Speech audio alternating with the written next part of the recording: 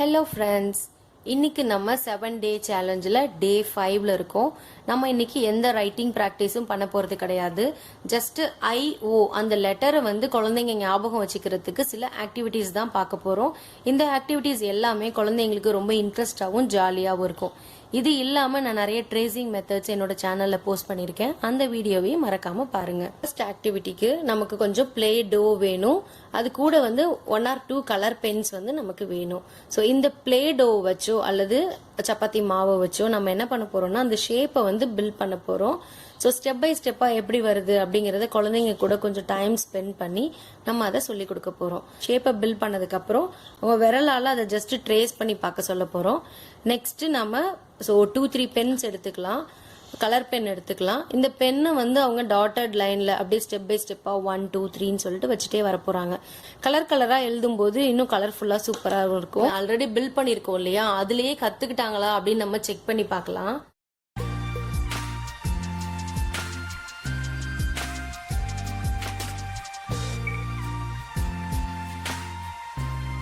நான் ஒரு பேப்பர் பிளேட்ல ஐ அப்படிங்கிற ஒரு லெட்டரை எழுதி நான் வந்து ஸ்டெப் 1 ஸ்டெப் 2 எப்படி ட்ரேஸ் பண்ணணும், ஃபர்ஸ்ட் என்ன ட்ரேஸ் பண்ணணும், செகண்ட் என்ன ட்ரேஸ் பண்ணணும், டவுன்வர்ட் கர்வ் இங்கே கனெக்ட் பண்ண போறோம்.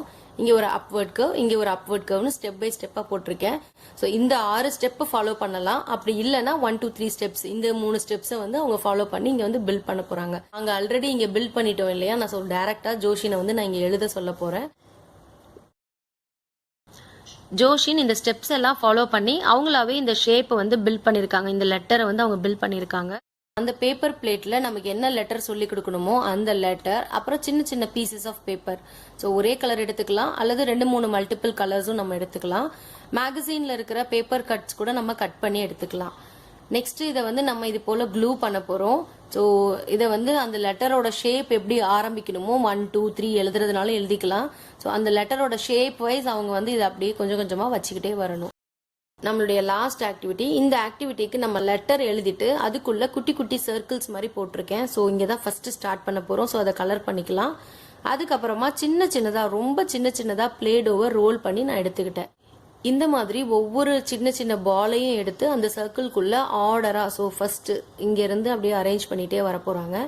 இந்த மாதிரி ஆக்டிவிட்டிஸ் மூலமா நம்ம வந்து ஒரு லெட்டரை வந்து சொல்லி கொடுக்கும் போது லாங் டேர்ம்ல குழந்தைங்களுக்கு அந்த லெட்டர் ஞாபகம் இருக்கும்.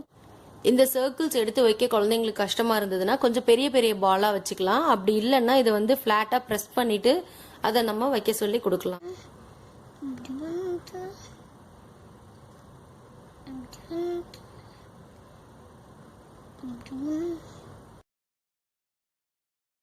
So, take fun learning. Subscribe பண்ணுங்க.